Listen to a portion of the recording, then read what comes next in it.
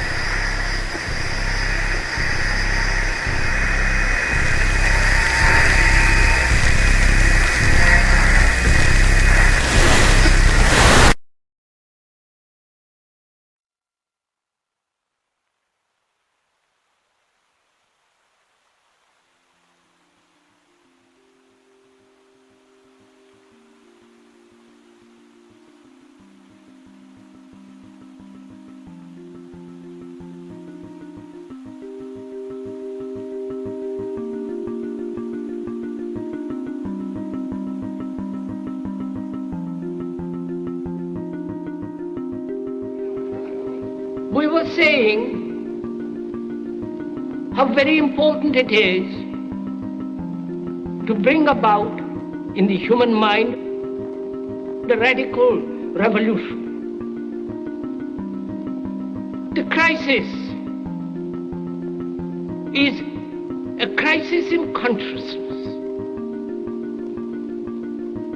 a crisis that cannot anymore accept the old norms, the old patterns, the ancient traditions. And considering what the world is now, with all the misery, conflict, destructive brutality, aggression, and so on, man is still as he was.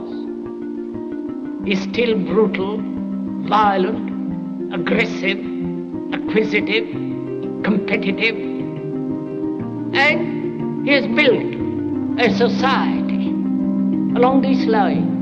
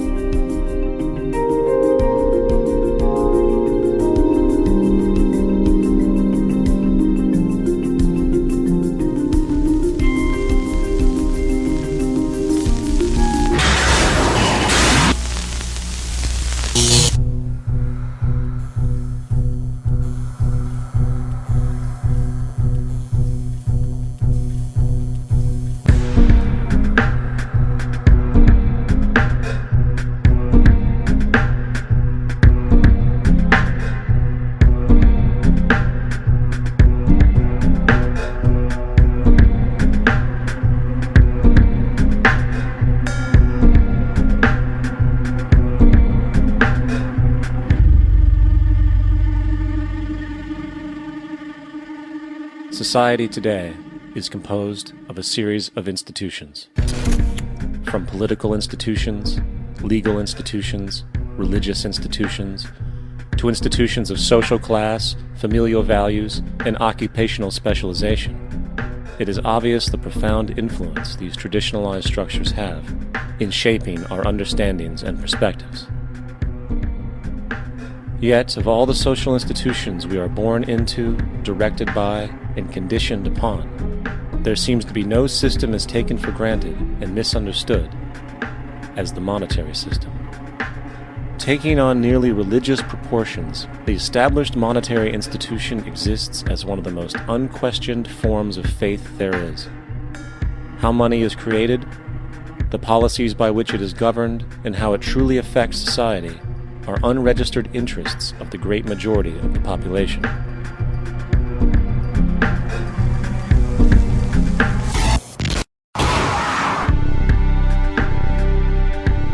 In a world where 1% of the population owns 40% of the planet's wealth, in a world where 34,000 children die every single day from poverty and preventable diseases, and where 50% of the world's population lives on less than $2 a day, one thing is clear: something is very wrong.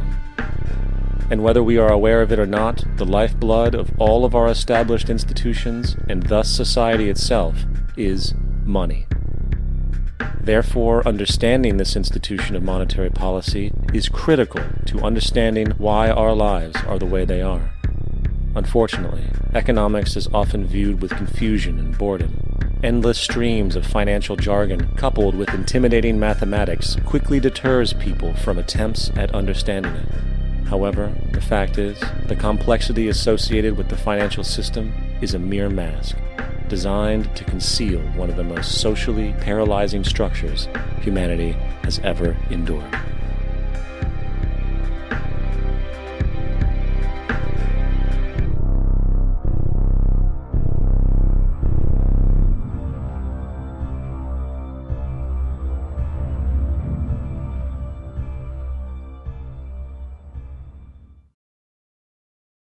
A number of years ago, the Central Bank of the United States, the Federal Reserve, produced a document entitled Modern Money Mechanics. This publication detailed the institutionalized practice of money creation as utilized by the Federal Reserve and the web of global commercial banks it supports. On the opening page, the document states its objective. The purpose of this booklet is to describe the basic process of money creation in a fractional reserve banking system. It then proceeds to describe this fractional reserve process through various banking terminology, a translation of which goes something like this. The United States government decides it needs some money, so it calls up the Federal Reserve and requests, say, $10 billion. The Fed replies, saying, sure, we'll buy $10 billion in government bonds from you. So the government takes some pieces of paper, paints some official-looking designs on them, and calls them treasury bonds. Then it puts a value on these bonds to the sum of $10 billion and sends them over to the Fed. In turn, the people at the Fed draw up a bunch of impressive pieces of paper themselves, only this time calling them Federal Reserve notes, also designating a value of $10 billion to the set. The Fed then takes these notes and trades them for the bonds. Once this exchange is complete, the government then takes the $10 billion in Federal Reserve notes and deposits it into a bank account. And upon this deposit, the paper notes officially become legal tender money, adding $10 billion to the U.S. money supply. And there it is. $10 billion in new money has been created. Of course, this example is a generalization, for, in reality, this transaction would occur electronically, with no paper used at all. In fact, only 3% of the U.S. money supply exists in physical currency. The other 97% essentially exists in computers alone. Now, government bonds are, by design, instruments of debt, and when the Fed purchases these bonds, with money it essentially created out of thin air, the government is actually promising to pay back that money to the Fed. In other words, the money was created out of debt. This mind-numbing paradox of how money or value can be created out of debt or a liability will become more clear as we further this exercise. So, the exchange has been made and now $10 billion sits in a commercial bank account. Here's where it gets really interesting.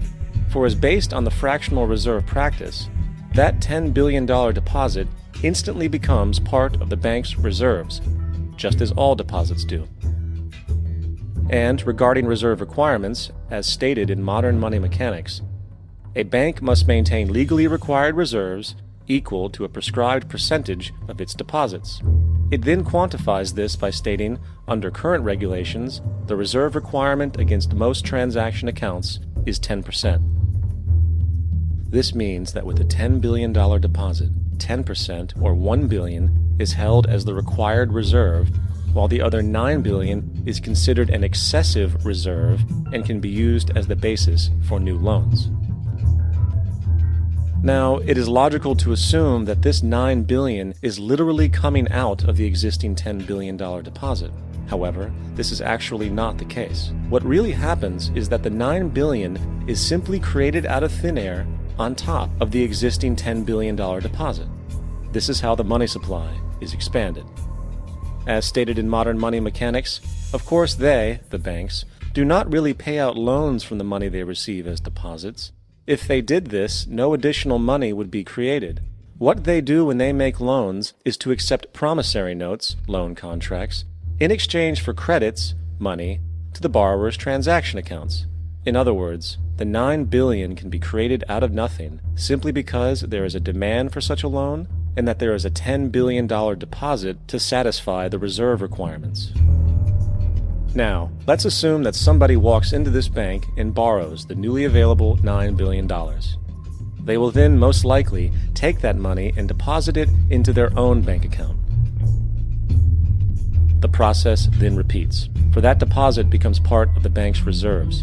10% is isolated, and in turn 90% of the $9 billion, or $8.1 billion, is now available as newly created money for more loans.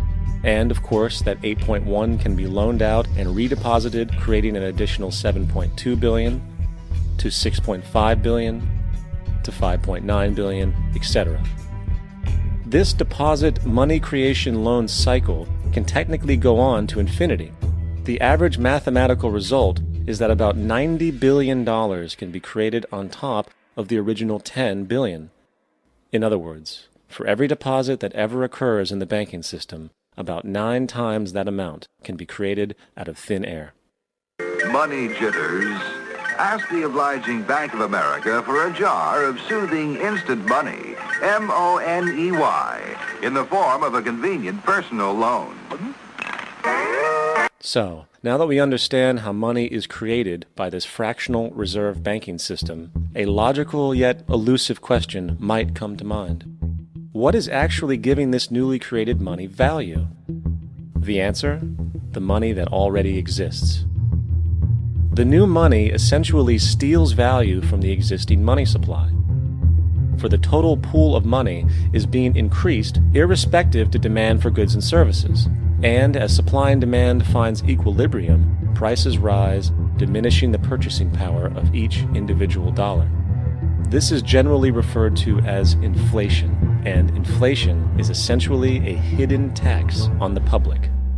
What is the advice that you generally get? And that is inflate the currency. They don't say debase the currency. They don't say devalue the currency. They don't say cheat the people who are saved.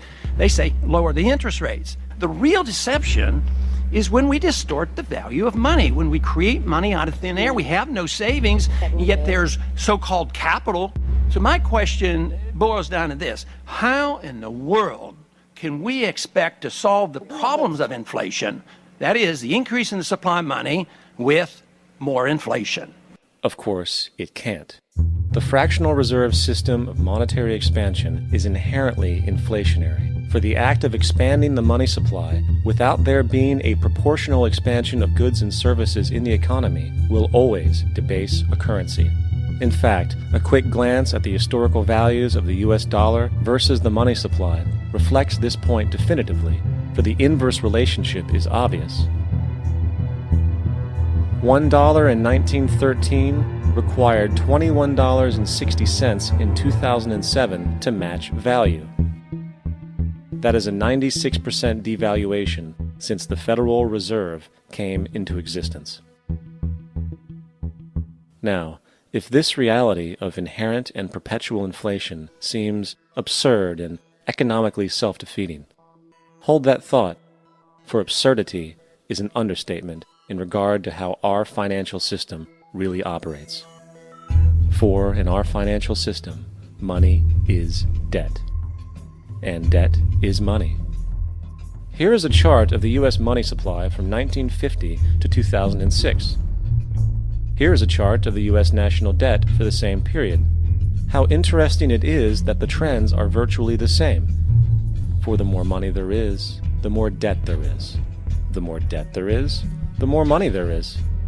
To put it a different way, every single dollar in your wallet is owed to somebody by somebody. For remember, the only way the money can come into existence is from loans. Therefore, if everyone in the country were able to pay off all debts, including the government, there would not be $1 in circulation.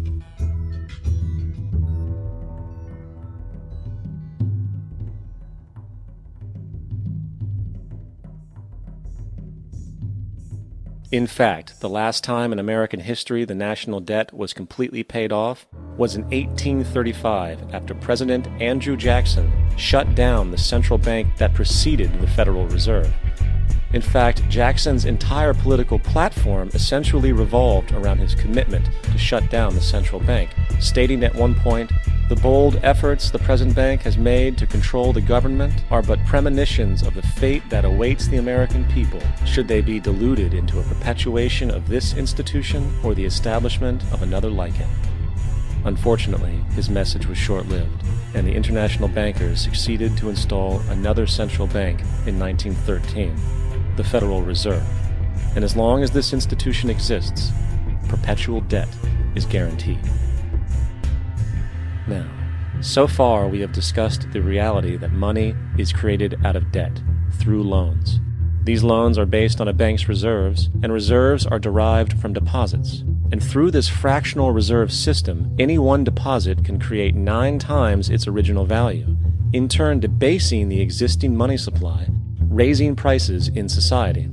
And since all this money is created out of debt and circulated randomly through commerce, people become detached from their original debt, and a disequilibrium exists where people are forced to compete for labor in order to pool enough money out of the money supply to cover their costs of living.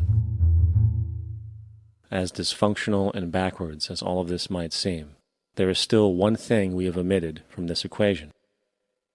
And it is this element of the structure which reveals the truly fraudulent nature of the system itself: the application of interest.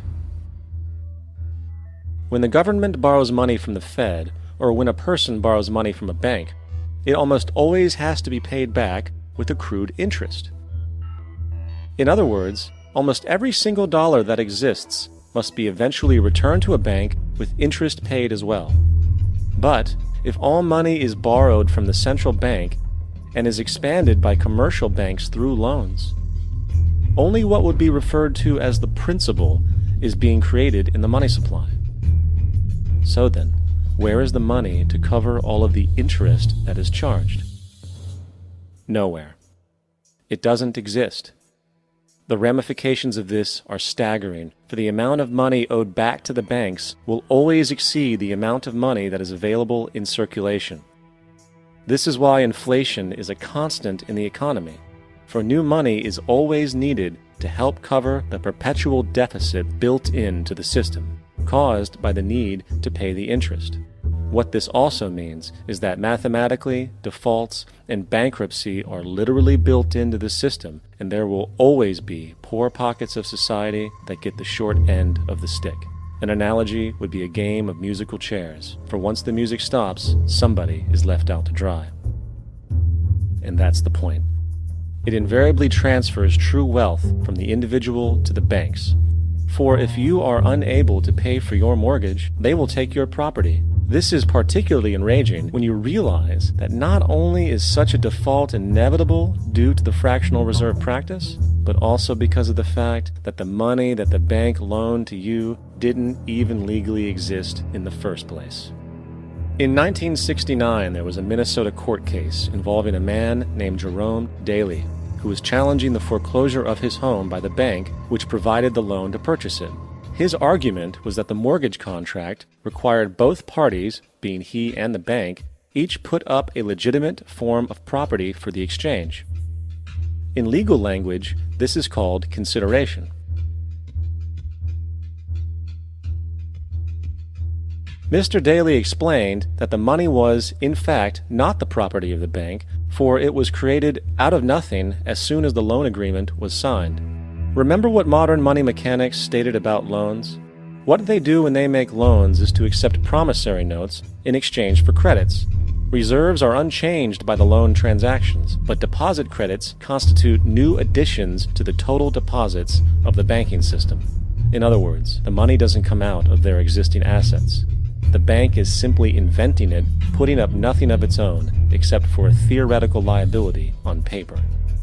As the court case progressed, the bank's president, Mr. Morgan, took the stand, and in the judge's personal memorandum, he recalled that the plaintiff, bank's president, admitted that, in combination with the Federal Reserve Bank, did create the money and credit upon its books by bookkeeping entry. The money and credit first came into existence when they created it. Mr. Morgan admitted that no United States law or statute existed which gave him the right to do this. A lawful consideration must exist and be tendered to support the note. The jury found that there was no lawful consideration, and I agree. He also poetically added, "Only God can create something of value out of nothing." And upon this revelation, the court rejected the bank's claim for foreclosure, and Daly kept his home. The implications of this court decision are immense. For every time you borrow money from a bank, whether it is a mortgage loan or a credit card charge, the money given to you is not only counterfeit, it is an illegitimate form of consideration, and hence voids the contract to repay, for the bank never had the money as property to begin with. Unfortunately, such legal realizations are suppressed and ignored, and the game of perpetual wealth transfer and perpetual debt continues. And this brings us to the ultimate question: why? During the American Civil War, President Lincoln bypassed the high-interest loans offered by the European banks and decided to do what the Founding Fathers advocated, which was to create an independent and inherently debt-free currency. It was called the greenback.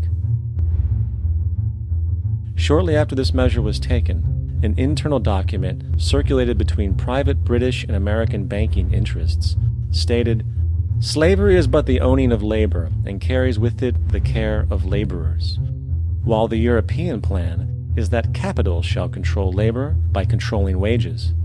This can be done by controlling the money.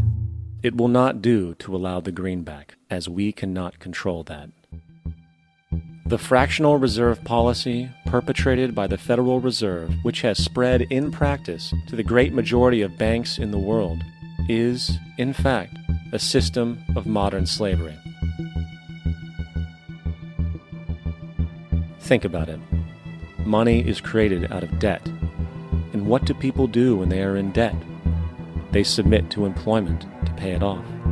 But if money can only be created out of loans, how can society ever be debt-free? It can't. And that's the point.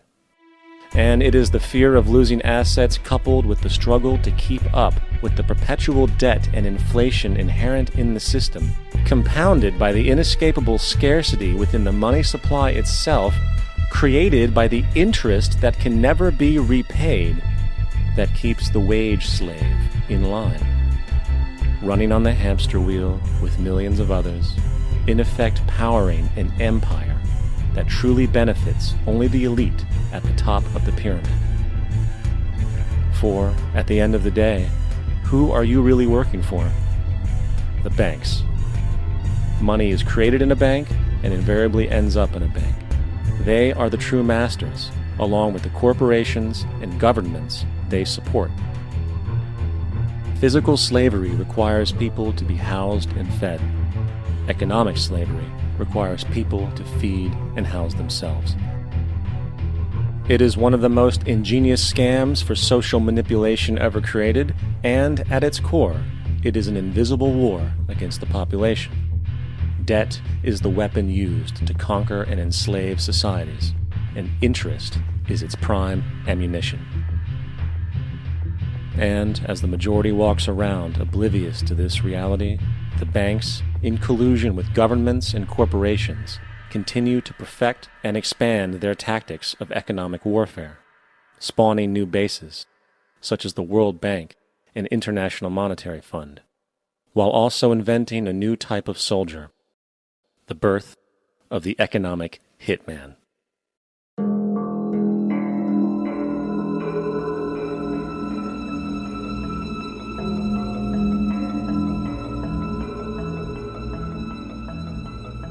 We economic hitmen really have been the ones responsible for creating this first truly global empire. And we work many different ways.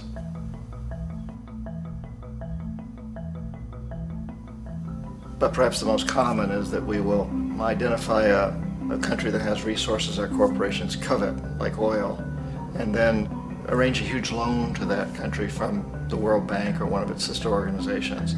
But the money never actually goes to the country. Instead, it goes to our big corporations to build infrastructure projects in that country, power plants, industrial parks, ports, things that benefit a few rich people in that country, in addition to our corporations, but really don't help the majority of the people at all. However, those people, the whole country is left holding a huge debt. It's such a big debt they can't repay it, and that's part of the plan, that they can't repay it. And so at some point, we economic hitmen go back to them and say, listen, you owe us a lot of money, can't pay your debt, so sell your oil real cheap to our oil companies. Allow us to build a military base in your country, or send troops in support of ours to someplace in the world like Iraq, or vote with us on the next UN vote. To have their electric utility company privatized and their water and sewage system privatized and sold to U.S. corporations or other multinational corporations. So there was that whole mushrooming thing, and it's so typical of the way the IMF and the World Bank work, that you put a country in debt, it's such a big debt it can't pay it, and then you offer to refinance that debt and pay even more interest. And you demand this quid pro quo, which you call a conditionality or good governance, which means basically that they've got to sell off their resources, including many of their social services, their utility companies, their school systems sometimes, their penal systems, their insurance systems, to foreign corporations. So it's a double, triple, quadruple whammy. The precedent for economic hitmen really began back in the early 50s when democratically elected Mossadegh, who was elected in Iran, he was considered to be the hope for democracy in the Middle East and around the world. He was Time Magazine's Man of the Year. But one of the things that he'd run on and began to implement was the idea that foreign oil companies needed to pay the Iranian people a lot more for the oil that they were taking out of Iran. The Iranian people should benefit from their own oil. Strange policy. We didn't like that, of course. But we were afraid to do what we normally were doing, which was to send in the military. Instead, we sent in one CIA agent, Kermit Roosevelt, Teddy Roosevelt's relative. And Kermit went in with a few $1 million and was very, very effective and efficient. And in a short amount of time, he managed to get Mossadegh overthrown and brought in the Shah of Iran to replace him, who always was favorable to oil. And it was extremely effective. Mobs overflow Tehran. Army officers shout that Mossadegh has surrendered and his regime as virtual dictator of Iran is ended. Pictures of the Shah are paraded through the streets as sentiment reverses. The Shah is welcomed home. So back here in the United States, in Washington, people looked around and said, wow, that was easy and cheap. So this established a whole new way of manipulating countries, of creating empire. The only problem with Roosevelt was that he was a card-carrying CIA agent, and had he been caught, the ramifications could have been pretty serious. So very quickly at that point, the decision was made to use private consultants to channel the money through the World Bank or the IMF or one of the other such agencies, to bring in people like me who worked for private companies, so that if we got caught, there would be no governmental ramifications.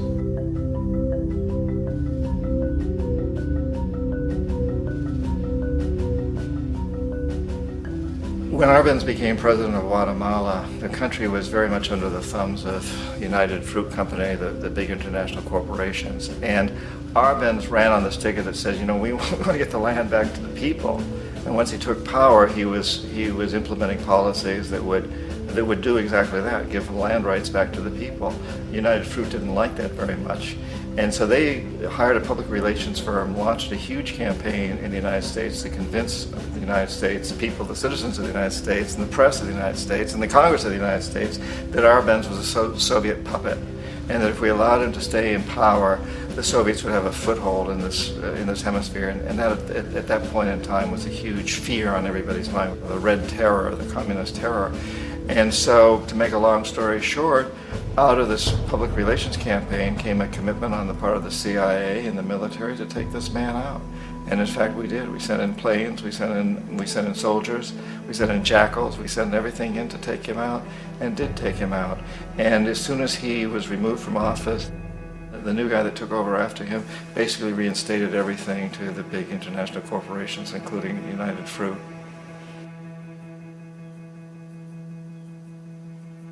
Ecuador for many, many years had been ruled by pro-US dictators, often relatively brutal. Then it was decided that they were going to have a truly democratic election. Jaime Roldos ran for office, and his main goal, he said, as president would be to make sure that Ecuador's resources were used to help the people. And he won, overwhelming, by more votes than anybody had ever won anything in Ecuador. And he began to implement these policies to make sure that the profits from oil went to help the people. Well, we didn't like that in the United States. I was sent down as one of several economic hitmen to change Roldos, to corrupt him, to bring him around, to let him know, okay, you can get very rich, you and your family, if you play our game, but if you continue to try to keep these policies you've promised, you're going to go. He wouldn't listen. He was assassinated. As soon as the plane crashed, the whole area was cordoned off. The only people allowed in were U.S. military from a nearby base and some of the Ecuadorian military. When an investigation was launched, two of the key witnesses died in car accidents before they had a chance to testify. A lot of very, very strange things that went on around the assassination of Jaime Roldos.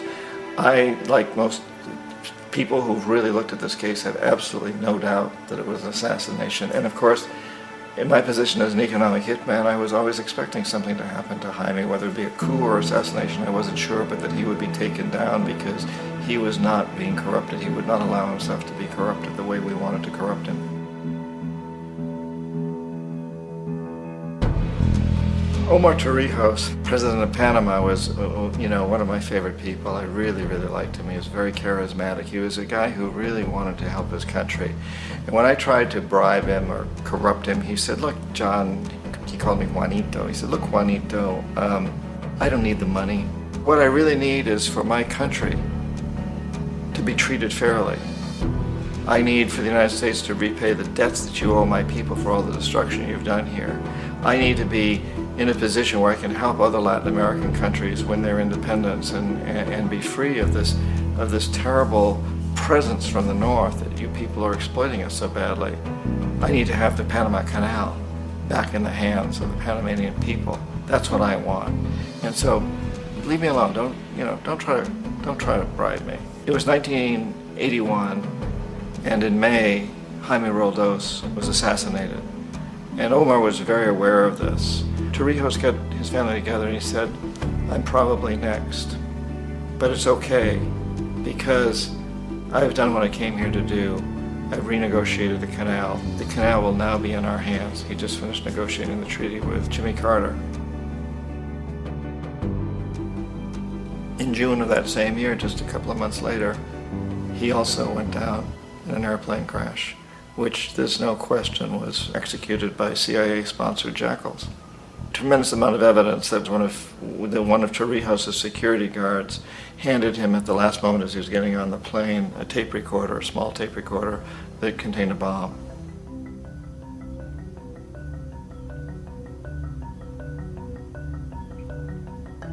It is interesting to me how this system has continued pretty much the same way for years and years and years, except the economic hitmen have got better and better and better. Then we come up with, very recently, what happened in Venezuela. In 1998, Hugo Chavez gets elected president, following a long line of presidents who had been very corrupt and basically destroyed the economy of the country. And Chavez was elected amidst all that. Chavez stood up to the United States, and he's done it primarily demanding that Venezuelan oil be used to help the Venezuelan people. Well, we didn't like that in the United States. So in 2002, a coup was staged, which there's no question in my mind, and most other people's minds, that the CIA was behind that coup.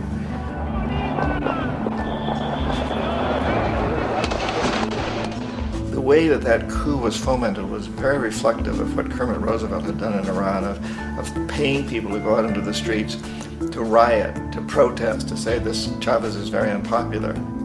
You know, if you can get a few thousand people to do that, television can make it look like it's the whole country, and things start to mushroom.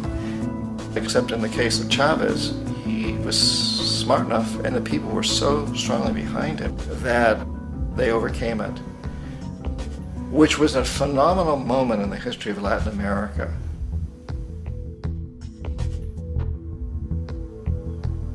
Iraq actually is a perfect example of the way the whole system works. So we economic hitmen are the first line of defense. We go in, we try to corrupt governments and get them to accept these huge loans, which we then use as leverage to basically own them. If we fail, as I failed in Panama with Omar Torrijos and in Ecuador with Jaime Roldos, men who refused to be corrupted, then the second line of defense is we send in the jackals. And the jackals either overthrow governments or they assassinate. And once that happens and a new government comes in, and boy, it's going to toe the line because the new president knows what will happen if he doesn't. In the case of Iraq, both of those things failed. Economic hitmen were not able to get through to Saddam Hussein. We tried very hard. We tried to get him to accept a deal very similar to what the House of Saud had accepted in Saudi Arabia, but he wouldn't accept it. And so the jackals went in to take him out. They couldn't do it. His security was very good. After all, he had one time worked for the CIA. He'd been hired to assassinate a former president of Iraq and failed, but he knew the system. So in '91, we send in the troops and we take out the Iraqi military. So we assume at that point that Saddam Hussein is going to come around. We could have taken him out, of course, at that time, but we didn't want to. He's the kind of strong man we like. He controls his people. We thought he could control the Kurds and keep the Iranians in their border and keep pumping oil for us. And then once we took out his military, now he's going to come around. So the economic hitmen go back in the 90s without success. If they'd had success, he'd still be running the country. We'd be selling him all the fighter jets he wants and everything else he wants. But they couldn't, they didn't have success. The jackals couldn't take him out again, so we sent the military in once again, and this time we did the complete job and took him out, and in the process created for ourselves some very, very lucrative construction deals. We had to reconstruct a country that we'd essentially destroyed, which is a pretty good deal if you own construction companies, big ones. So, you know, Iraq shows the three stages. The economic hitmen failed there, the jackals failed there, and as a final measure, the military goes in. And in that way, we've really created an empire, but we've done it very, very subtly. It's clandestine. All the empires of the past were built on the military, and everybody knew they were building them. So the British knew they were building them, the French, the Germans, the Romans, the Greeks. And they were proud of it, and they always had some excuse like spreading civilization, spreading some religion, something like that. But they knew they were doing it. We don't. The majority of the people in the United States have no idea that we're living off the benefits of a clandestine empire, that today there's more slavery in the world than ever before. And then you have to ask yourself, well, if it's an empire, then who's the emperor? Obviously, our presidents of the United States are not emperors. An emperor is someone who's not elected, doesn't serve a limited term, and doesn't report to anyone, essentially. So you can't classify our presidents that way. But we do have what I consider to be the equivalent of the emperor, and it's what I call the corporatocracy. The corporatocracy is this group of individuals who run our biggest corporations, and they really act as the emperor of this empire. They control our media, either through direct ownership or advertising. They control most of our politicians because they finance their campaigns, either through their corporations or through personal contributions that come out of the corporations. They're not elected, they don't serve a limited term, they don't report to anybody. And at the very top of the corporatocracy, you really can't tell whether a person's working for a private corporation or the government because they're always moving back and forth. So, you know, you've got a guy who one moment is the president of a big construction company like Halliburton, and the next moment he's vice president of the United States, or the president who is in the oil business. And this is true whether you've got Democrats or Republicans in the office. You have them moving back and forth through the revolving door. And in a way, Our government is invisible a lot of the time, and its policies are carried out by our corporations on one level or another. And then again, the policies of the government are basically forged by the corporatocracy and then presented to the government. They become government policy. So it's an incredibly cozy relationship. This isn't a conspiracy theory type of thing. These people don't have to get together and plot to do things. They all basically work under one primary assumption, and that is that they must maximize profits regardless of the social and environmental costs.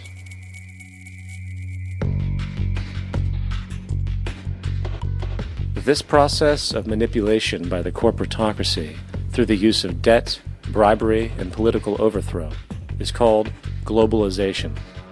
Just as the Federal Reserve keeps the American public in a position of indentured servitude through perpetual debt, inflation, and interest, the World Bank and IMF serve this role on a global scale. The basic scam is simple. Put a country in debt either by its own indiscretion or through corrupting the leader of that country, then impose conditionalities or structural adjustment policies, often consisting of the following. Currency devaluation. When the value of a currency drops, so does everything valued in it. This makes indigenous resources available to predator countries at a fraction of their worth. Large funding cuts for social programs. These usually include education and healthcare, compromising the well-being and integrity of the society, leaving the public vulnerable to exploitation. Privatization of state-owned enterprises. This means that socially important systems can be purchased and regulated by foreign corporations for profit. For example, in 1999, the World Bank insisted that the Bolivian government sell the public water system of its third largest city to a subsidy of the U.S. corporation Bechtel. As soon as this occurred, water bills for the already impoverished local residents skyrocketed. It wasn't until after a full-blown revolt by the people that the Bechtel contract was nullified. Then there is trade liberalization, or the opening up of the economy through removing any restrictions on foreign trade. This allows for a number of abusive economic manifestations, such as transnational corporations bringing in their own mass-produced products, undercutting the indigenous production and ruining local economies. An example is Jamaica, which, after accepting loans and conditionalities from the World Bank, lost its largest cash crop markets due to competition with Western imports. Today, countless farmers are out of work, for they are unable to compete with the large corporations. Another variation is the creation of numerous, seemingly unnoticed, unregulated, inhumane sweatshop factories, which take advantage of the imposed economic hardship. Additionally, due to production deregulation, environmental destruction is perpetual, as a country's resources are often exploited by the indifferent corporations while outputting large amounts of deliberate pollution. The largest environmental lawsuit in the history of the world today is being brought on behalf of 30,000 Ecuadorian Amazonian people against Texaco, which is now owned by Chevron. So today it's against Chevron, but for activities conducted by Texaco. Estimated to be more than 18 times what the Exxon Valdez dumped into the coast of Alaska. In the case of Ecuador, it wasn't an accident. The oil companies did it intentionally. They knew they were doing it to save money out there rather than arranging for a proper disposal. Furthermore, a cursory glance at the performance record of the World Bank reveals that the institution, which publicly claims to help poor countries develop and alleviate poverty, has done nothing but increase poverty and the wealth gap, while corporate profits soar. In 1960, the income gap between the fifth of the world's people in the richest countries versus the fifth in the poorest countries was 30 to 1. By 1998, it was 74 to 1. While global GNP rose 40% between 1970 and 1985, those in poverty actually increased by 17%. While from 1985 to 2000, those living on less than $1 a day increased by 18%. Even the Joint Economic Committee of the U.S. Congress admitted that there is a mere 40% success rate of all World Bank projects. In the late 1960s, the World Bank intervened in Ecuador with large loans. During the next 30 years, poverty grew from 50% to 70%. Under or unemployment grew from 15 to 70%. Public debt increased from 240 million to 16 billion, while the share of resources allocated to the poor went from 20% to 6%. In fact, by the year 2000, 50% of Ecuador's national budget had to be allocated for paying its debts. It is important to understand the World Bank is, in fact, a U.S. bank, supporting U.S. interests. For the United States holds veto power over decisions, as it is the largest provider of capital. And where did it get this money? You guessed it. It made it out of thin air through the fractional reserve banking system. Of the world's top 100 economies, as based on annual GDP, 51 are corporations, and 47 of that 51 are U.S.-based. Walmart, General Motors, and Exxon are more economically powerful than Saudi Arabia, Poland, Norway, South Africa, Finland, Indonesia, and many others. And, as protective trade barriers are broken down, currencies tossed together and manipulated in floating markets, and state economies overturned in favor of open competition and global capitalism, the empire expands. You get up on your little 21-inch screen and howl about America and democracy. There is no America. There is no democracy. There is only IBM and ITT and AT&T and DuPont, Dow, Union Carbide, and Exxon. Those are the nations of the world today. What do you think the Russians talk about in their councils of state? Karl Marx? They get out their linear programming charts, statistical decision theories, Minimax solutions, and compute the price-cost probabilities of their transactions and investments, just like we do. We no longer live in a world of nations and ideologies, Mr. Beale. The world is a college of corporations, inexorably determined by the immutable bylaws of business. The world is a business, Mr. Beale.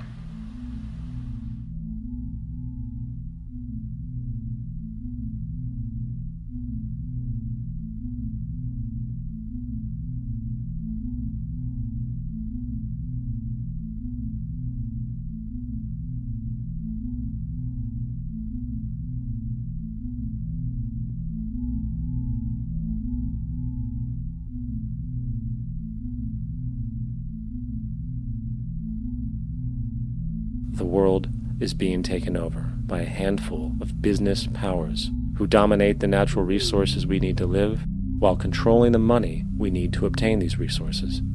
The end result will be world monopoly, based not on human life, but financial and corporate power.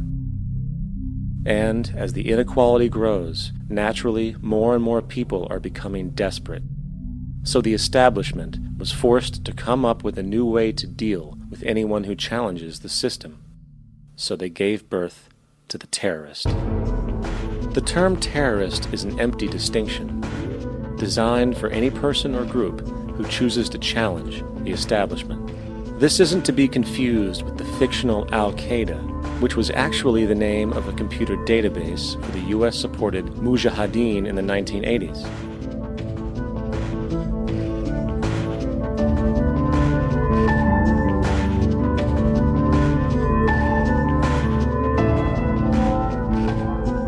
In 2007, the Department of Defense received $161.8 billion for the so-called global war on terrorism. According to the National Counterterrorism Center, in 2004, roughly 2,000 people were killed internationally due to supposed terrorist acts. Of that number, 70 were American. Using this number as a general average, which is extremely generous, It is interesting to note that twice as many people die from peanut allergies a year than from terrorist acts. Concurrently, the leading cause of death in America is coronary heart disease, killing roughly 450,000 each year. And in 2007, the government's allocation of funds for research on this issue was about $3 billion. This means that the U.S. government in 2007 spent 54 times the amount for preventing terrorism than it spent for preventing a disease which kills 6,600 times more people annually than terrorism does. Yet, as the name terrorism and Al-Qaeda are arbitrarily stamped on every news report relating to any action taken against U.S. interests, the myth grows wider. In mid-2008, the U.S. Attorney General actually proposed that the U.S. Congress officially declare war against the fantasy. Not to mention, as of July 2008, there are now over 1 million people currently on the U.S. terrorist watch list. These so-called counterterrorism measures, of course, have nothing to do with social protection, and everything to do with preserving the establishment amongst the growing anti-American sentiment both domestically and internationally, which is legitimately founded on the greed-based corporate empire expansion that is exploiting the world.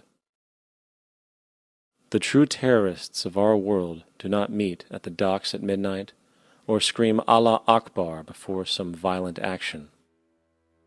The true terrorists of our world wear $5,000 suits and work in the highest positions of finance, government, and business. So, what do we do? How do we stop a system of greed and corruption that has so much power and momentum? How do we stop this aberrant group behavior which feels no compassion for, say, the millions slaughtered in Iraq and Afghanistan, so the corporatocracy can control energy resources and opium production for Wall Street profit?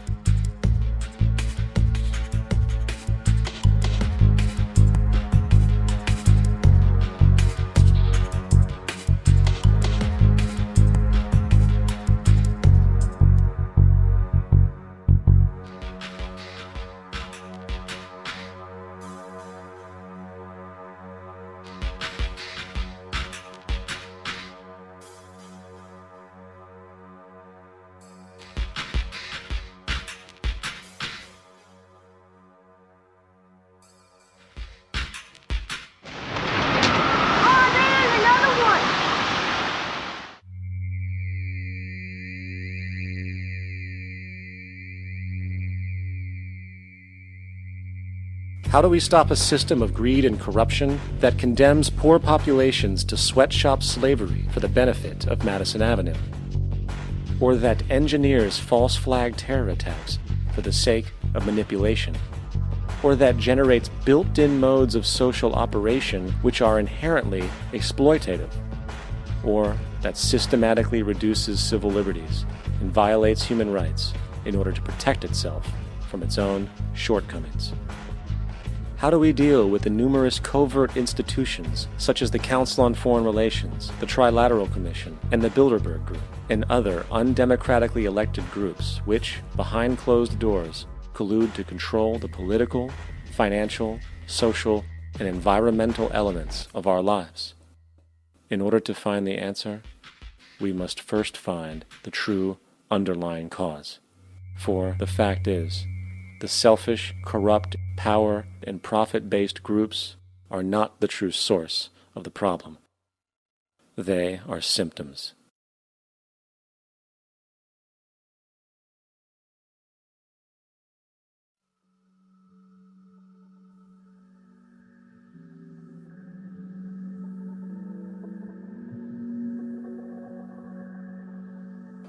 My name is Jock Fresco.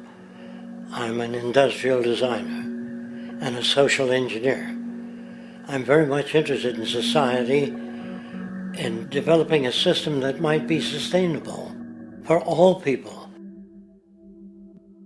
First of all, the word corruption is a monetary invention. That aberrant behavior that's disruptive to the well-being of people, while you're dealing with human behavior.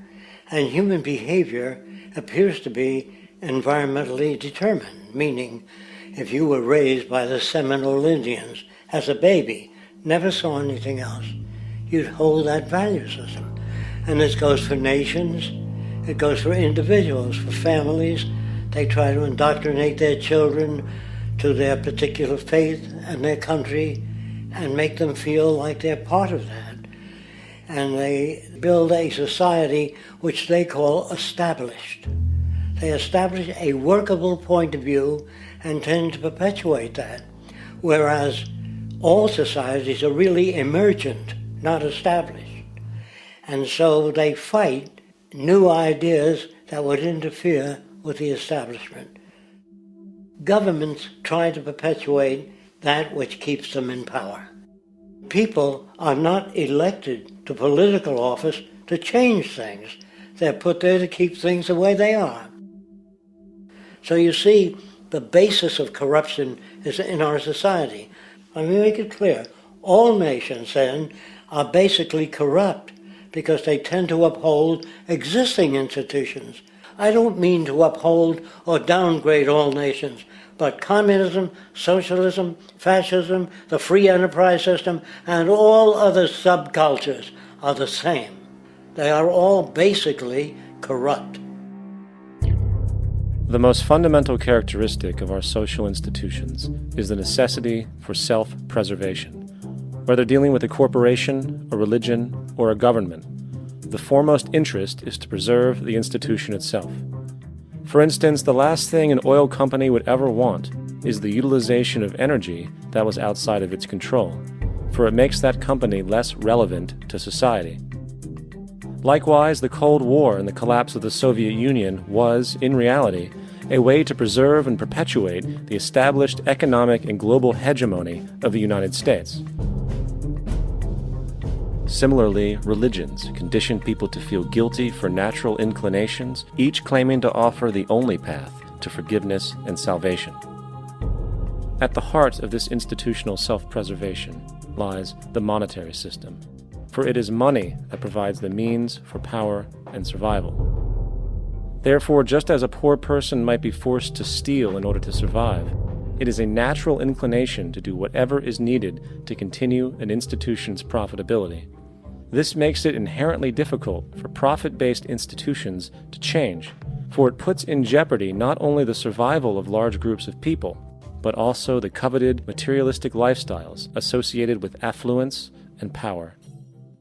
Therefore, the paralyzing necessity to preserve an institution, regardless of its social relevance, is largely rooted in the need for money or profit.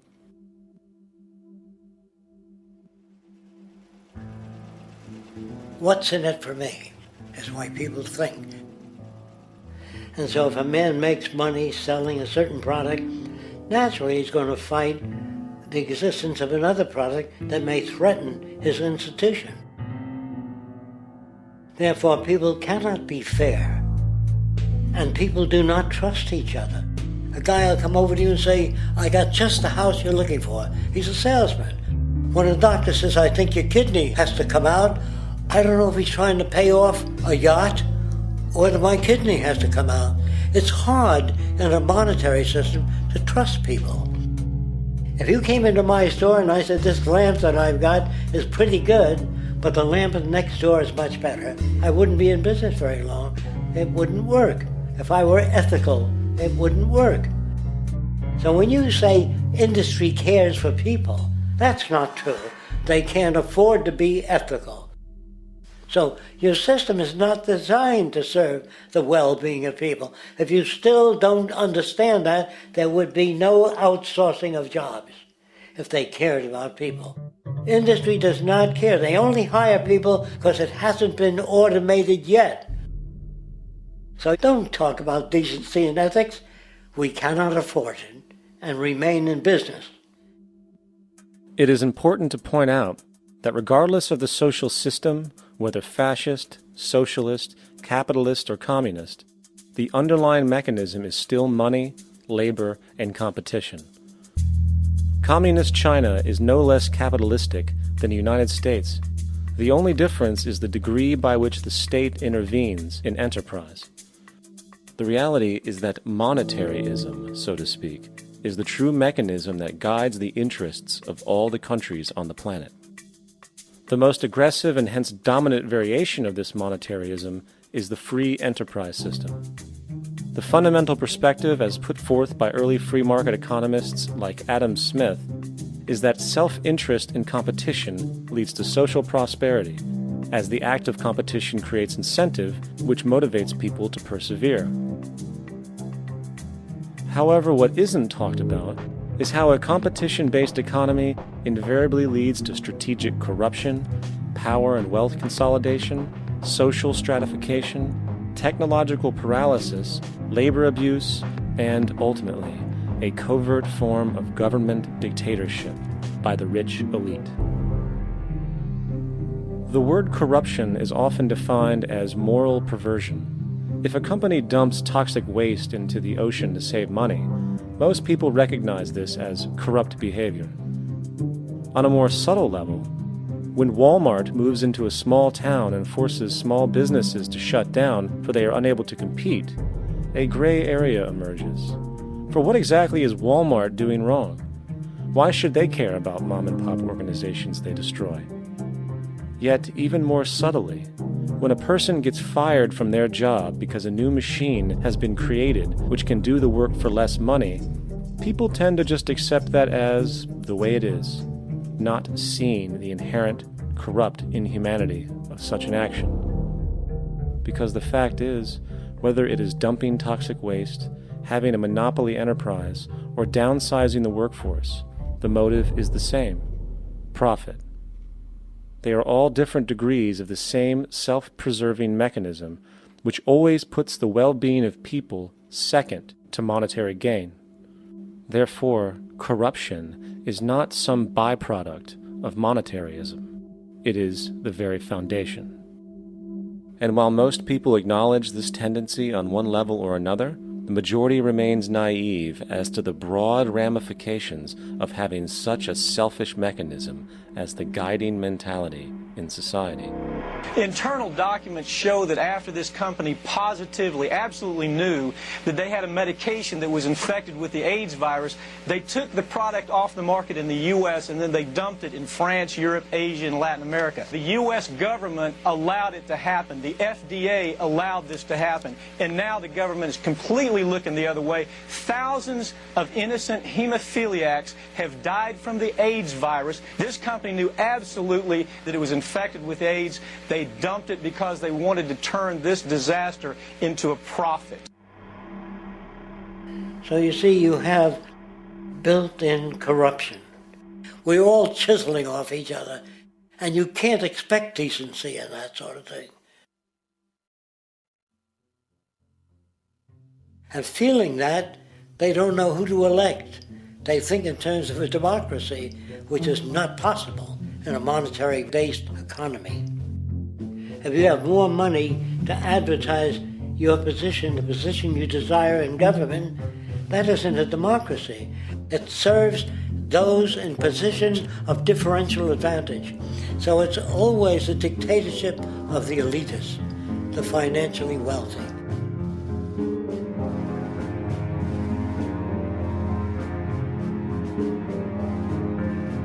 It is an interesting observation to note how seemingly unknown personalities magically appear on the scene as presidential candidates. Then, before you know it, somehow you are left to choose from a small group of extremely wealthy people who suspiciously have the same broad social view. Obviously, it's a joke.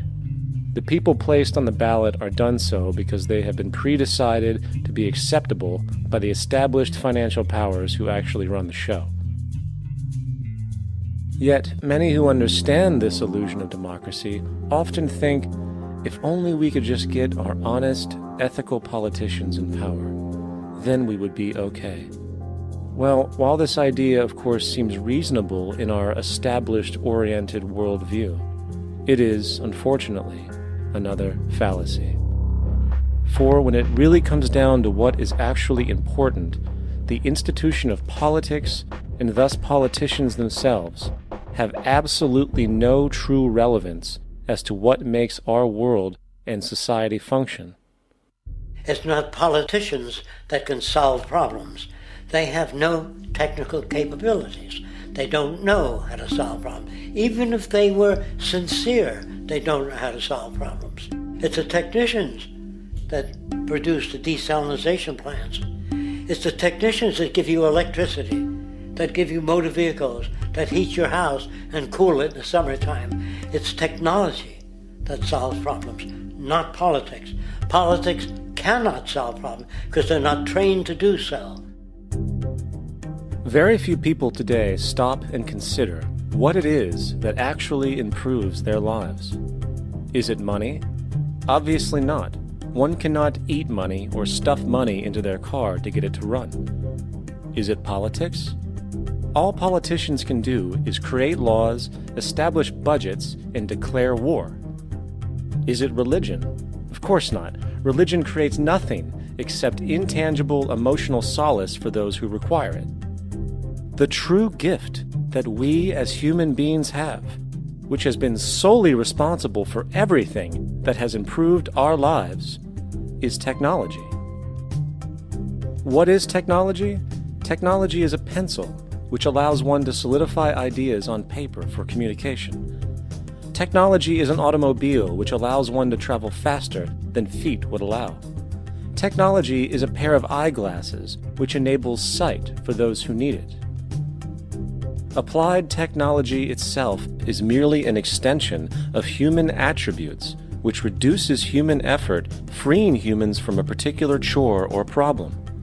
Imagine what your life would be like today without a telephone, or an oven, or a computer, or an airplane. Everything in your home which you take for granted, from a doorbell to a table to a dishwasher, is technology generated from the creative, scientific ingenuity of human technicians, not money, politics, or religion. These are false institutions. And writing your congressman is fantastic. They tell you to write your congressman if you want something done. The men in Washington should be at the forefront of technology, the forefront of human studies, the forefront of crime, all the factors that shape human behavior. You don't have to write your congressman. What kind of people are they that are appointed to do that job? The future will have great difficulty.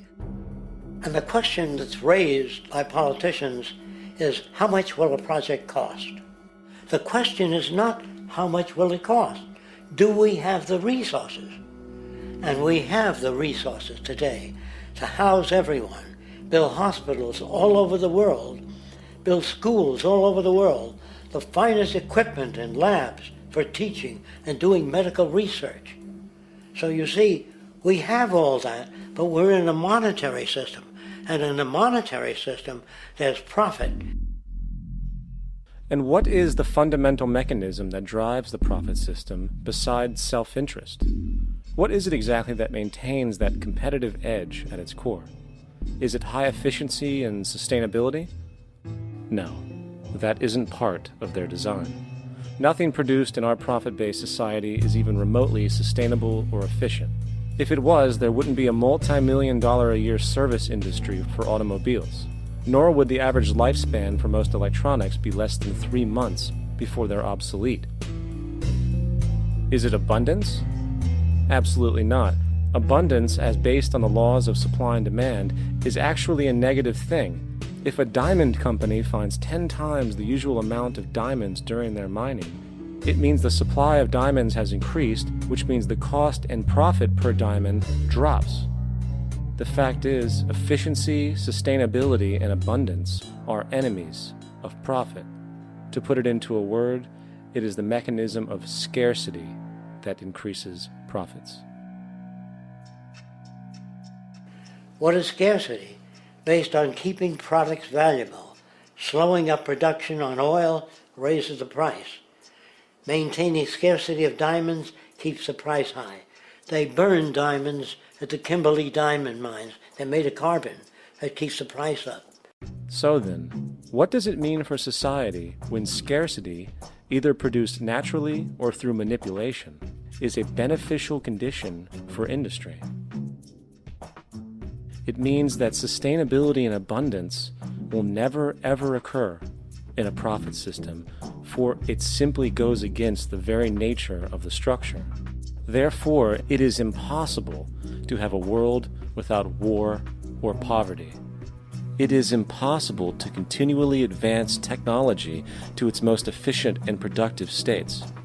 And, most dramatically, it is impossible to expect human beings to behave in truly ethical or decent ways.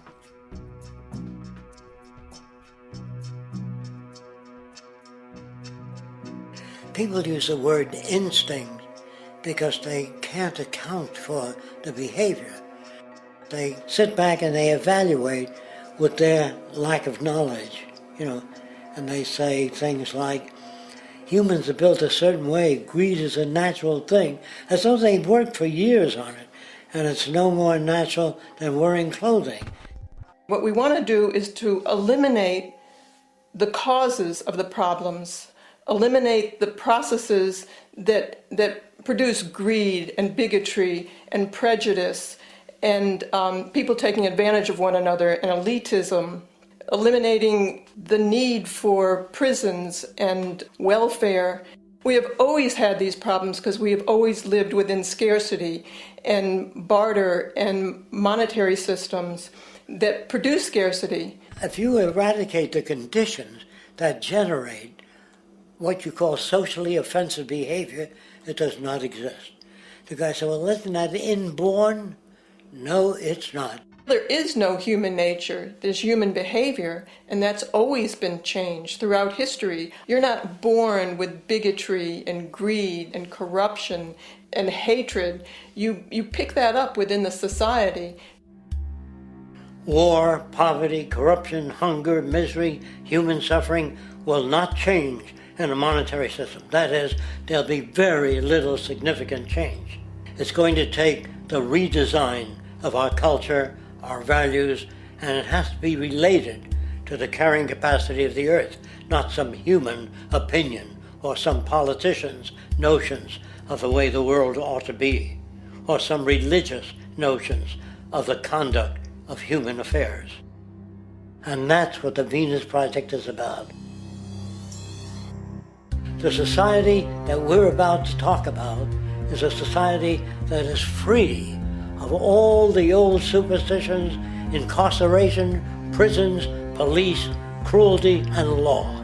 All laws will disappear, and the professions will disappear that are no longer valid, such as stockbrokers, bankers, advertising, gone forever, because it's no longer relevant. When we understand that it is technology devised by human ingenuity which frees humanity and increases our quality of life, we then realize that the most important focus we can have is on the intelligent management of the Earth's resources. For it is from these natural resources we gain the materials to continue our path of prosperity. Understanding this, we then see that money fundamentally exists as a barrier to these resources, for virtually everything has a financial cost. And why do we need money to obtain these resources? Because of real or assumed scarcity. We don't usually pay for air and tap water because it is in such high abundance, selling it would be pointless. So then, logically speaking, if resources and technologies applicable to creating everything in our societies, such as houses, cities, and transportation, were in high enough abundance, there would be no reason to sell anything. Likewise, if automation and machinery was so technologically advanced as to relieve human beings of labor, there would be no reason to have a job. And with these social aspects taken care of, there would be no reason to have money at all. So the ultimate question remains. Do we on Earth have enough resources and technological understanding to create a society of such abundance that everything we have now could be available without a price tag and without the need for submission through employment? Yes, we do. We have the resources and technology to enable this at a minimum, along with the ability to raise the standard of living so high that people in the future will look back at our civilization now and gawk at how primitive and immature our society was. What the Venus Project proposes is an entirely different system that's updated to present-day knowledge. We've never given scientists the problem of how do you design a society which would eliminate boring and monotonous jobs, that would eliminate accidents in transportation, that would enable people to have a high standard of living, that would eliminate poisons in our food, that would give us other sources of energy that are clean and efficient. We can do that out there.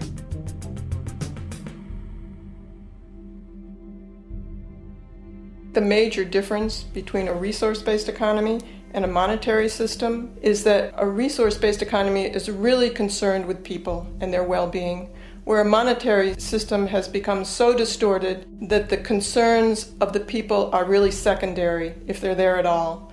The products that are turned out are for how much money you can get. If there is a problem in society and you can't earn money from solving that problem, then it won't be done.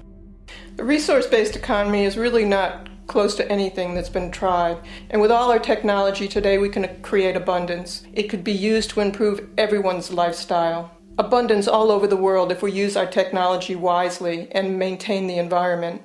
It's a very different system, and it's very hard to talk about because the public is not that well enough informed as to the state of technology.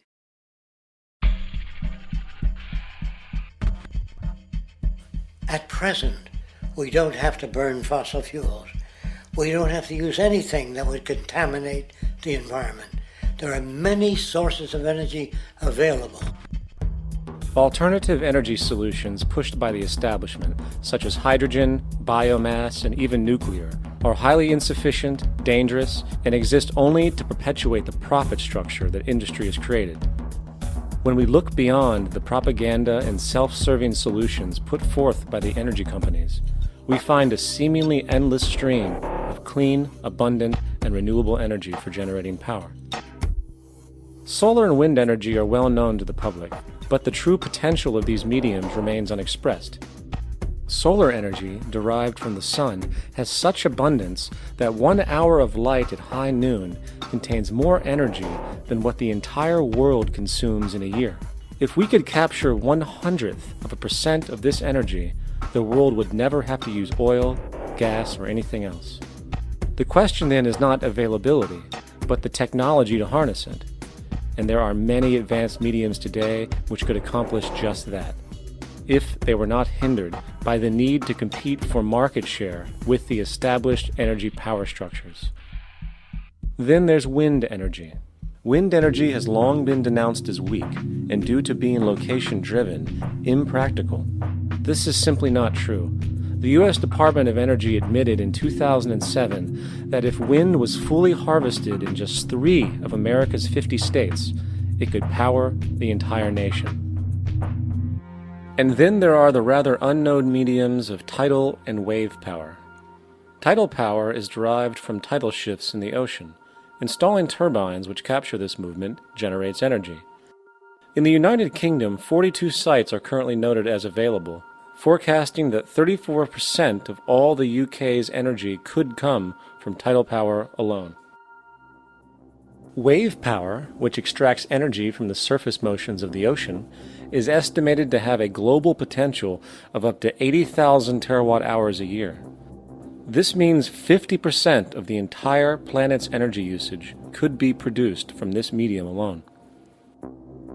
Now, it is important to point out that tidal, wave, solar, and wind power requires virtually no preliminary energy to harness, unlike coal, oil, gas, biomass, hydrogen, and all the others.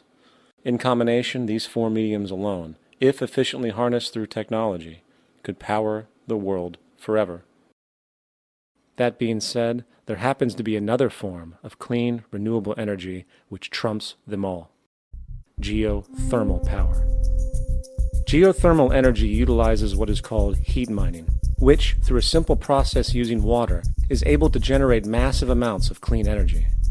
In 2006, an MIT report on geothermal energy found that 13,000 zettajoules of power are currently available in the Earth, with the possibility of 2,000 zettajoules being easily tappable with improved technology. The total energy consumption of all the countries on the planet is about half of a zettajoule a year. This means about 4,000 years of planetary power could be harnessed in this medium alone. And when we understand that the Earth's heat generation is constantly renewed, this energy is really limitless and could be used forever.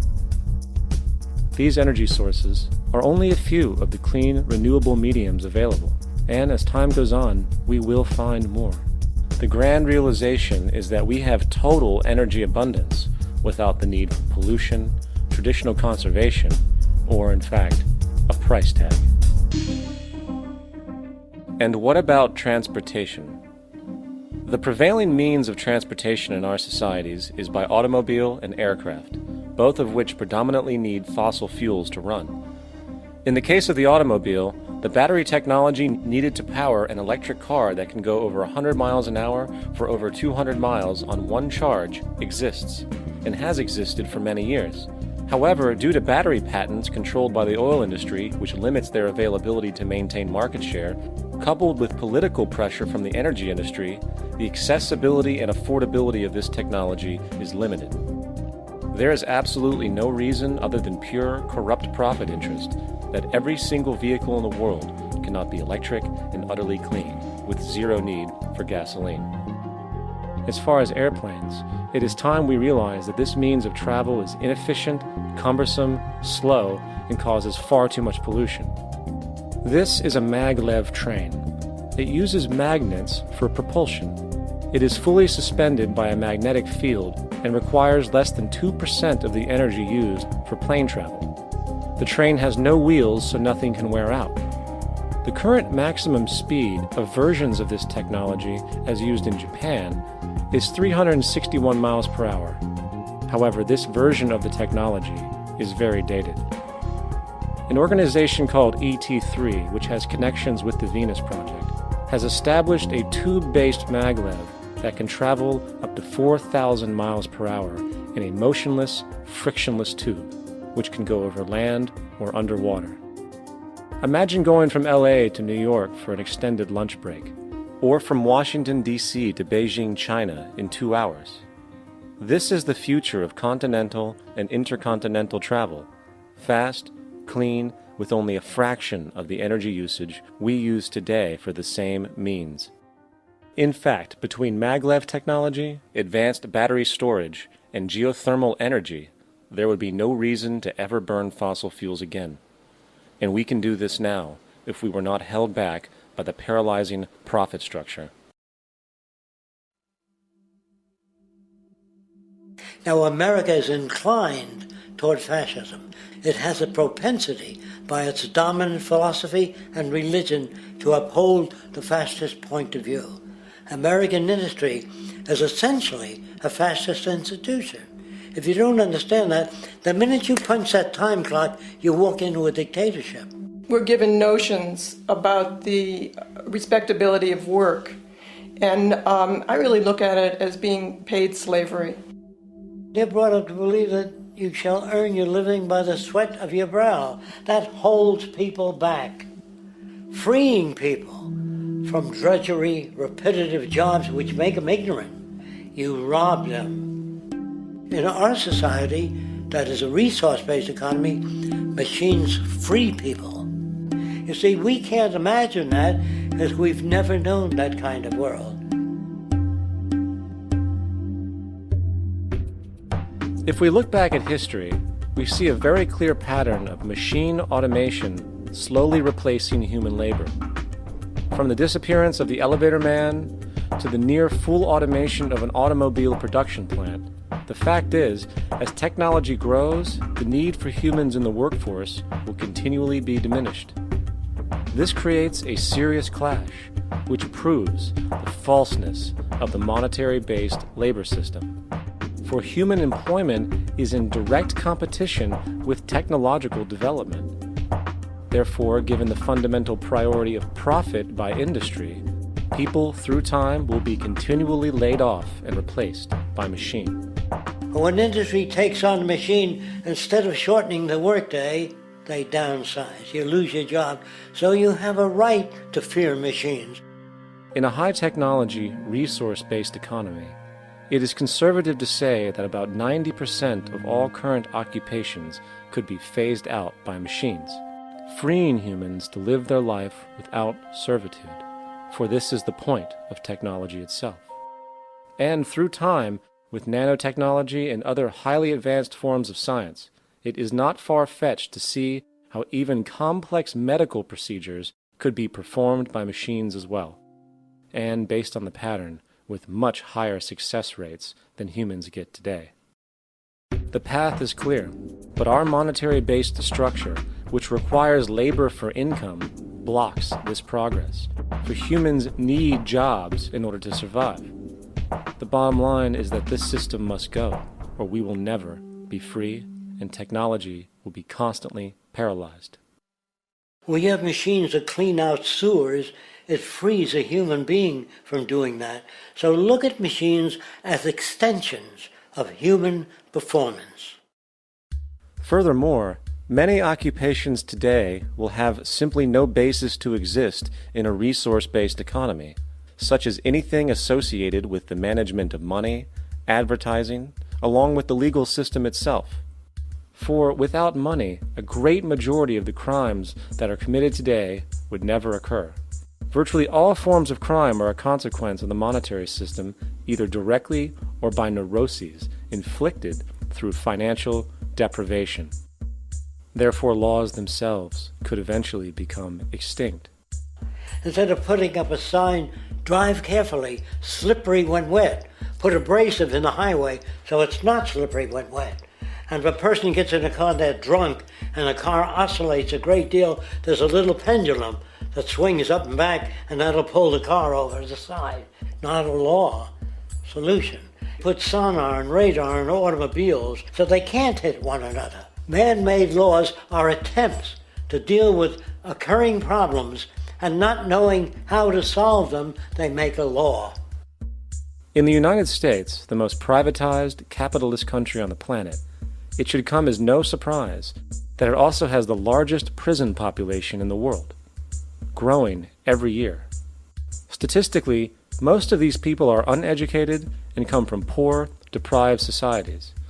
And, contrary to propaganda, it is this environmental conditioning which lures them into criminal and violent behavior. However, society looks the other way in regard to this point. The legal and prison systems are just more examples of how our society avoids examining the root causes of behavior. Billions are spent each year on prisons and police, while only a fraction is spent on programs for poverty, which is one of the most fundamental variables responsible for crime to begin with. And as long as we have an economic system which prefers and in fact creates scarcity and deprivation, crime will never go away.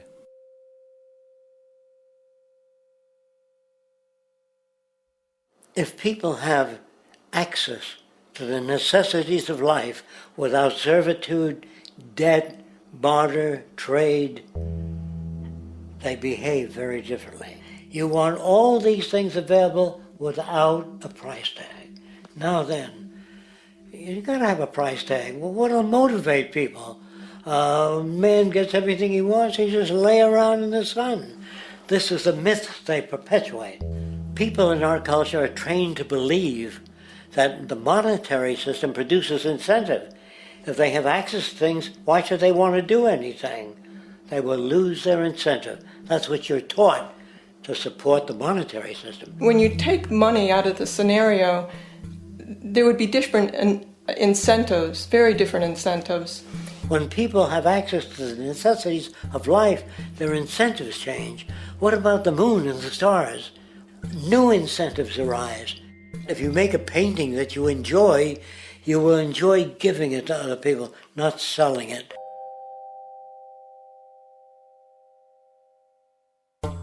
I think most of the education that I've seen today is essentially producing a person for a job. It's very specialized. They're not generalists. People don't know a lot about a lot of different subjects.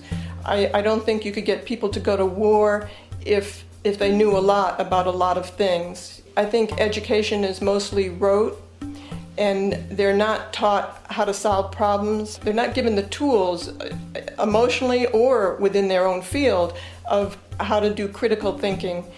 A resource-based economy, the education would be very different. Our society's major concern is mental development and to motivate each person to their highest potential.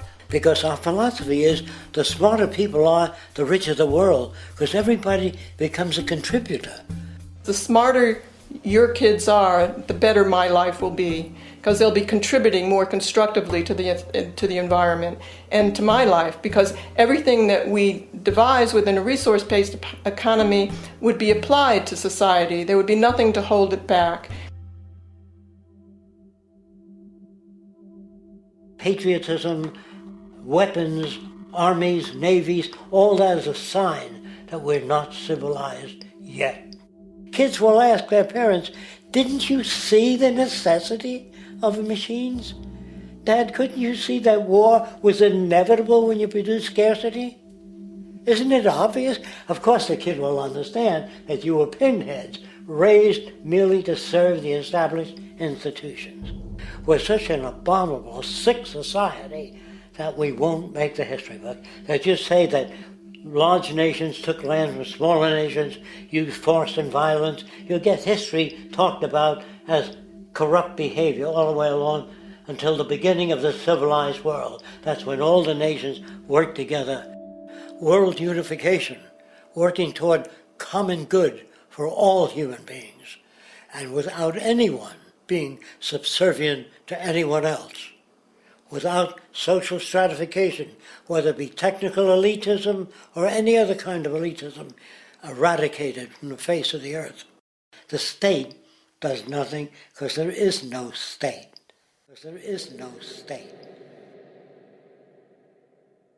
The system I advocate, a resource-based global economy, is not perfect. It's just a lot better than what we have. We can never achieve perfection.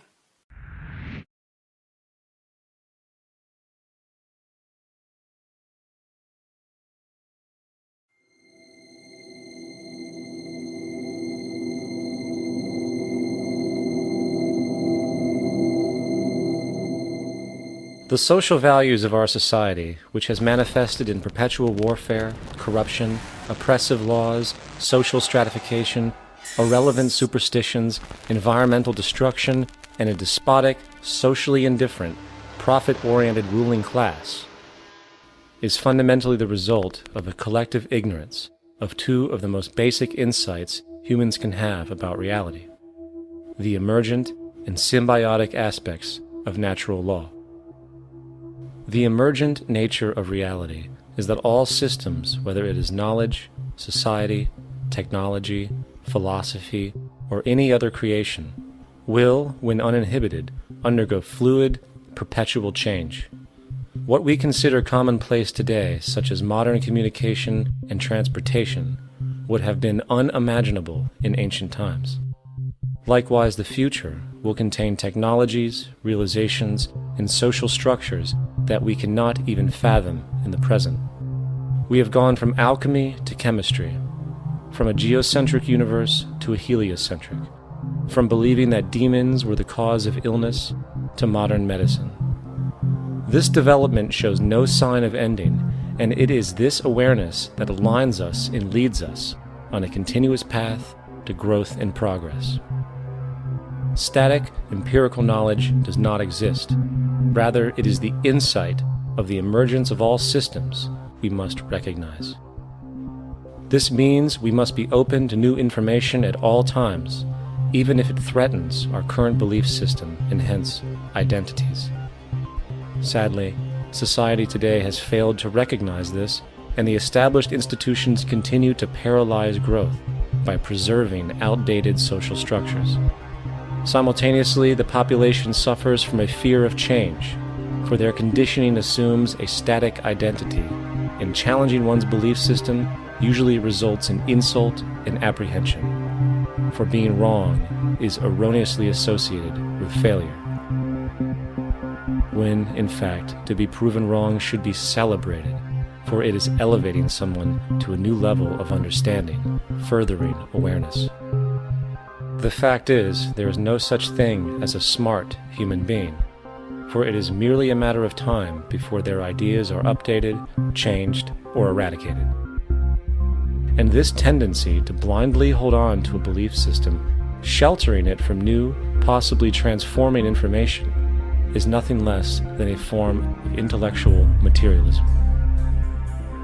The monetary system perpetuates this materialism not only by its self-preserving structures, but also through the countless number of people who have been conditioned into blindly and thoughtlessly upholding these structures, therefore becoming self-appointed guardians of the status quo. Sheep, which no longer need a sheepdog to control them, for they control each other by ostracizing those who step out of the norm. This tendency to resist change and uphold existing institutions for the sake of identity, comfort, power, and profit is completely unsustainable and will only produce further imbalance, fragmentation, distortion, and invariably, destruction. It's time to change. From hunters and gatherers to the agricultural revolution to the industrial revolution, the pattern is clear. It is time for a new social system which reflects the understandings we have today. The monetary system is a product of a period of time where scarcity was a reality. Now, with the age of technology, it is no longer relevant to society. Gone with the aberrant behavior it manifests. Likewise, dominant worldviews, such as theistic religion, operate with the same social irrelevancy. Islam, Christianity, Judaism, Hinduism, and all of the others exist as barriers to personal and social growth, for each group perpetuates a closed worldview, and this finite understanding that they acknowledge is simply not possible in an emergent universe. Yet, religion has succeeded in shutting down the awareness of this emergence by instilling the psychological distortion of faith upon its followers, where logic and new information is rejected in favor of traditionalized, outdated beliefs. The concept of God is really a method of accounting for the nature of things.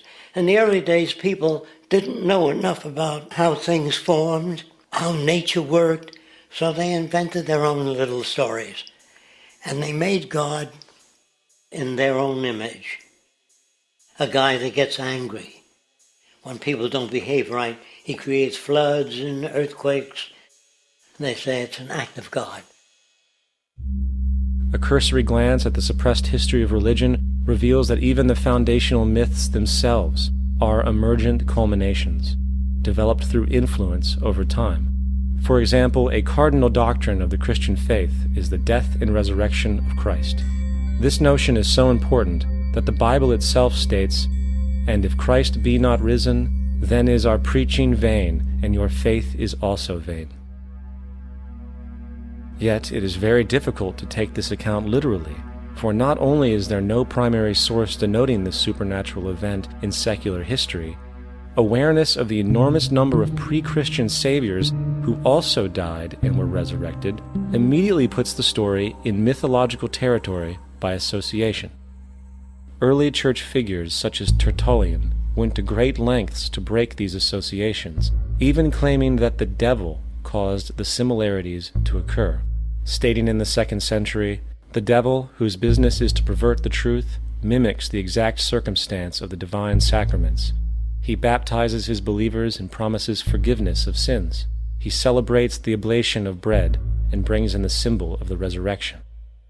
Let us therefore acknowledge the craftiness of the devil, who copied certain things of those that be divine." What is truly sad, however, is that when we cease the idea that the stories from Christianity, Judaism, Islam, and all the others are literal history, and accept them for what they really are, which are purely allegorical expressions derived from many faiths, we see that all religions share a common thread, and it is this unifying imperative that needs to be recognized and appreciated. Religious belief has caused more fragmentation and conflict than any other ideology. Christianity alone has 34,000 different subgroups. The Bible is subject to interpretation. When you read it, you say, I think Jesus meant this. I think Job meant that. Oh no, he meant this. So you have the Lutheran, the Seventh-day Adventist, the Catholic, and a church divided is no church at all. And a church divided is no church at all. And this point on division, which is a trademark of all theistic religions, brings us to our second failure of awareness, the false assumption of separation through the rejection of the symbiotic relationship of life. Apart from the understanding that all natural systems are emergent, where all notions of reality will be constantly developed, altered, and even eradicated, we must also understand that all systems are, in fact, invented fragments, merely for the sake of conversation. For there is no such thing as independence in nature. The whole of nature is a unified system of interdependent variables, each a cause and a reaction, existing only as a concentrated whole. You don't see the plug connected to the environment, so it looks like we're free, wandering around. Take the oxygen away, we all die immediately. Take plant life away, we die. And without the sun, all the plants die. So we are connected. We really must take into account the totality. This isn't just a human experience on this planet. This is a total experience. And we know we can't survive without plants and animals. We know we can't survive without the four elements, And so when are we going to really start taking that into account? That's what it is to be successful. Success depends on how well we relate to everything around us. I'm very aware of the fact that my grandson cannot possibly hope to inherit a sustainable, peaceful, stable, socially just world unless every child today growing up in Ethiopia, in Indonesia, in Bolivia, in Palestine, in Israel also has that same expectation. You got to take care of the whole community or you're going to have serious problems. And now we have to see that the whole world is the community and we must all take care of each other that way. And it's not just a community of human beings. It's a community of plants and animals and elements. And we really need to understand that. That's what's going to bring us joy, too, and pleasure. That's what's missing in our lives right now. We can call it spirituality, but the fact of the matter is joy comes from that bliss of connectedness. That's our God spirit. That's that side of ourselves that really feels it. And you can feel it deep inside you. It's this amazing, wonderful feeling. And you know it when you get it. You don't get it from money. You get it from connection. Now, if that isn't a hazard to this country, how are we going to keep building nuclear weapons? You know what I mean? What's going to happen to the arms industry when we realize we're all one? It's going to fuck up the economy. The economy that's fake anyway. The economy that's fake anyway. The economy that's fake anyway. The economy that's fake anyway. The economy that's fake anyway. Which would be a real bummer. You can see why the government's cracking down on the idea of experiencing unconditional love.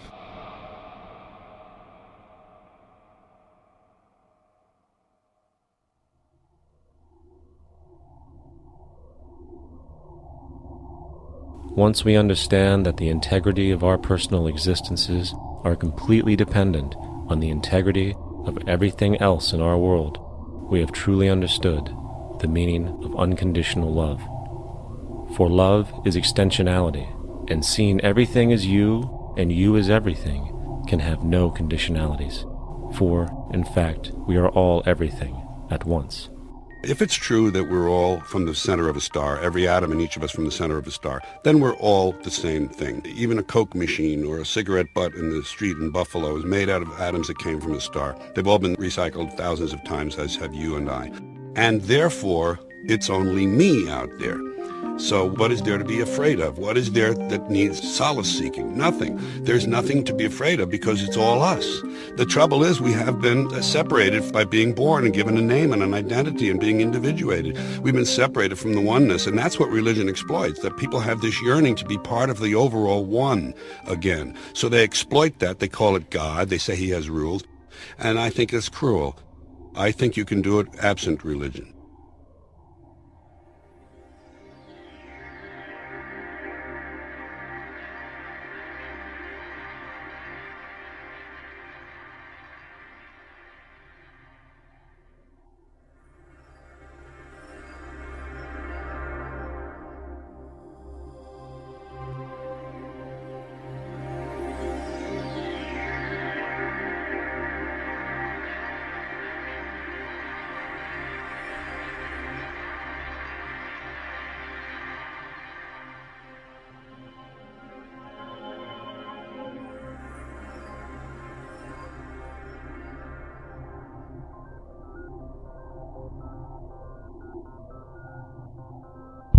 It's time to claim the unity our outmoded social systems have broken apart, and work together to create a sustainable global society where everyone is taken care of and everyone is truly free. Your personal beliefs, whatever they may be, are meaningless when it comes to the necessities of life. Every human being is born naked, needing warmth, food, water, shelter. Everything else is auxiliary. Therefore, the most important issue at hand is the intelligent management of the Earth's resources. This can never be accomplished in a monetary system, for the pursuit of profit is the pursuit of self-interest, and therefore imbalance is inherent. Simultaneously, politicians are useless, for our true problems in life are technical, not political. Furthermore, ideologies that separate humanity, such as religion, need strong reflection in the community in regard to its value, purpose, and social relevancy. Hopefully, through time, religion will lose its materialism and basis in superstition and move into the useful field of philosophy. The fact is, society today is backwards, with politicians constantly talking about protection and security rather than creation, unity, and progress. The U.S. alone now spends about $500 billion annually on defense. That is enough to send every high school senior in America to a 4-year college. In the 1940s, the Manhattan Project produced the first true weapon of mass destruction. This program employed 130,000 people at an extreme financial cost. Imagine what our life would be like today if that group of scientists, instead of working on a way of killing people, worked on a way to create a self-sustaining, abundant world. Life today would be very, very different if that was their goal. Instead of weapons of mass destruction, it is time to unleash something much more powerful. Weapons of mass creation. Our true divinity is in our ability to create, and armed with the understanding of the symbiotic connections of life, while being guided by the emergent nature of reality, there is nothing we cannot do or accomplish. Of course, we face strong barriers in the form of established power structures that refuse to change. At the heart of these structures is the monetary system. As explained earlier, the fractional reserve policy is a form of slavery through debt, where it is literally impossible for society to be free. In turn, free market capitalism in the form of free trade uses debt to imprison the world and manipulate countries into subservience to a handful of large business and political powers. Apart from these obvious amoralities, the system itself is based on competition, which immediately destroys the possibility of large-scale collaborations for the common good, hence paralyzing any attempt at true global sustainability. These financial and corporate structures are now obsolete, and they must be outgrown. Of course, we cannot be naive enough to think that the business and financial elite are going to subscribe to this idea, for they will lose power and control. Therefore, peaceful yet highly strategic action must be taken. The most powerful course of action is simple. We have to alter our behavior to force the power structure to the will of the people. We must stop supporting the system. The only way the establishment will change is by our refusal to participate, while continuously acknowledging its endless flaws and corruptions. They're not going to give up the monetary system because of our designs of what we recommend. The system has to fail, and people have to lose confidence in their elected leaders. That will be a major turning point if the Venus Project is offered as a possible alternative. If not, I fear the consequences.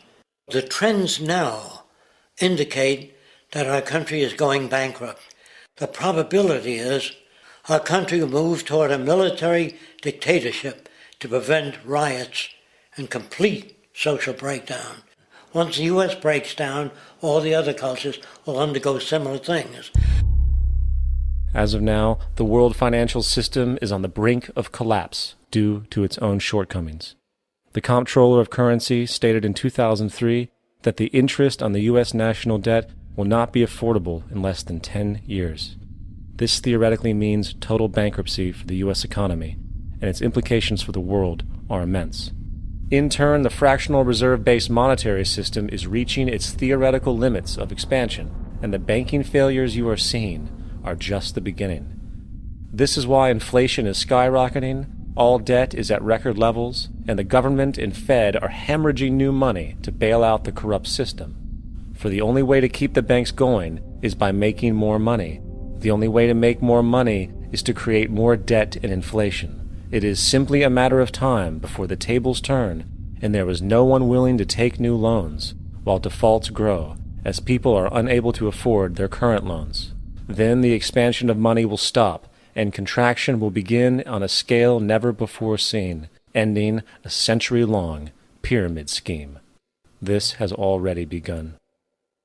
Therefore, we need to expose this financial failure for what it is, using this weakness to our advantage. Here are some suggestions. Expose the banking fraud.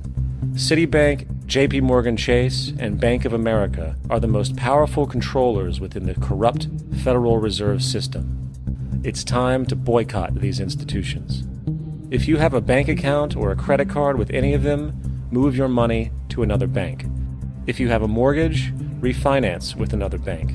If you own their stock, sell it. If you work for them, quit. This gesture will express contempt for the true powers behind the private banking cartel known as the Federal Reserve, and create awareness about the fraud of the banking system itself. 2. Turn off the TV news. Visit the emerging independent news agencies on the internet for your information. CNN, NBC, ABC, Fox, and all the others present all news pre-filtered to maintain the status quo. With 4 corporations owning all major media outlets, objective information is impossible. This is the true beauty of the internet, and the establishment has been losing control because of this free flow of information.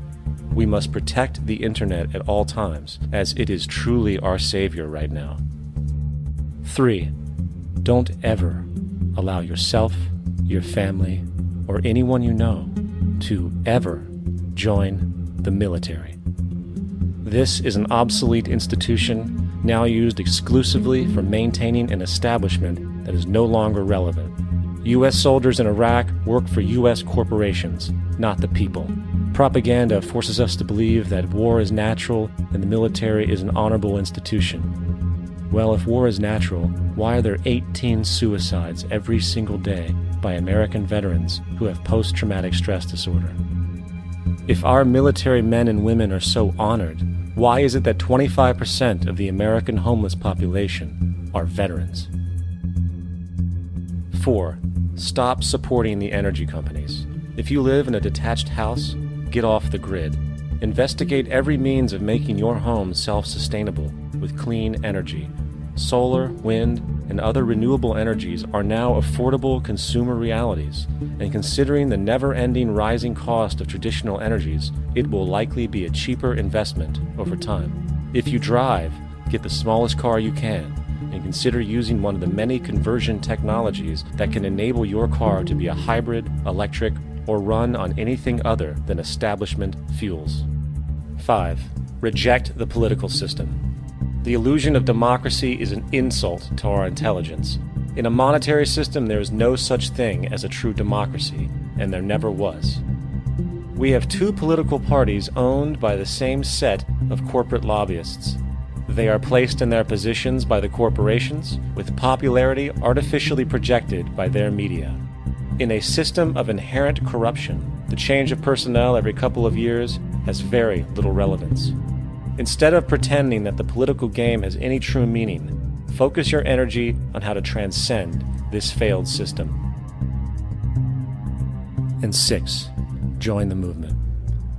Go to the zeitgeistmovement.com and help us create the largest mass movement for social change the world has ever seen. We must mobilize and educate everyone about the inherent corruption of our current world system, along with the only true sustainable solution, declaring all the natural resources on the planet as common heritage to all people, while informing everyone as to the true state of technology and how we can all be free if the world works together rather than fights. The choice lies with you. You can continue to be a slave to the financial system and watch the continuous wars, depressions, and injustice across the globe while placating yourself with vain entertainment and materialistic garbage. Or you can focus your energy on true, meaningful, lasting, holistic change, which actually has the realistic ability to support and free all humans with no one left behind. But, in the end, the most relevant change must occur first inside of you. The real revolution is the revolution of consciousness, and each one of us first needs to eliminate the divisionary, materialistic noise we have been conditioned to think is true, while discovering, amplifying, and aligning with the signal coming from our true empirical oneness. It is up to you. What we are trying, all these discussions and talks here, is to see if we cannot radically bring about a transformation of the mind. Not accept things as they are,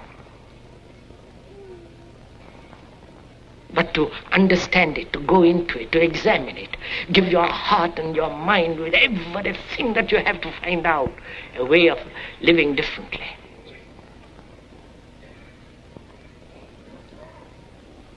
But that depends on you and not somebody else. Because in this there is no teacher, no pupil, there is no leader, there is no guru, there is no master, no savior. You yourself are the teacher and the pupil, you are the master, you are the guru, you are the leader. You are everything. And to understand is to transform what is.